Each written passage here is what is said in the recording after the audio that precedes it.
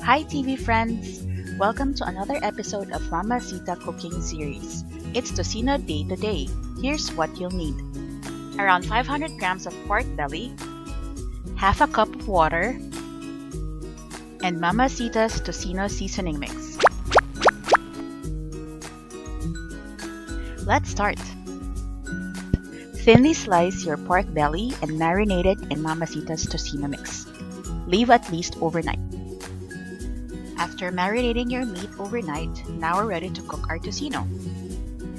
Put your meat in the pan, spread it so the meat will cook evenly, and then pour your half a cup of water.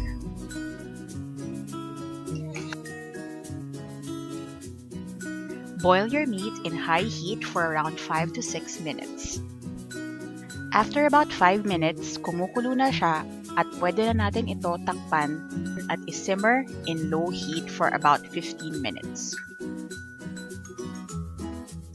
Kung wala kayong pork belly, you can also use pork shoulder or pork butt for a leaner cut of meat.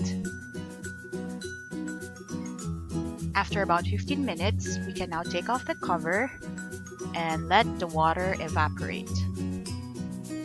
Keep on stirring the meat para hindi ito masunog.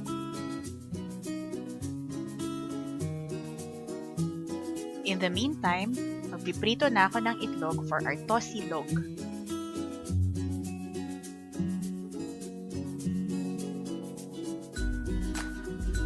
So kung napapansin nyo, medyo nagka-caramelize na yung meat, so this is almost ready.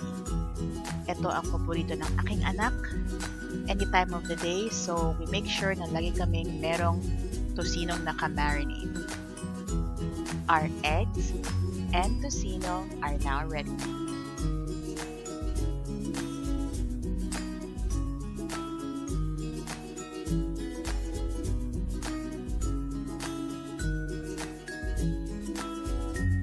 So let's plate it and eat it with rice and egg.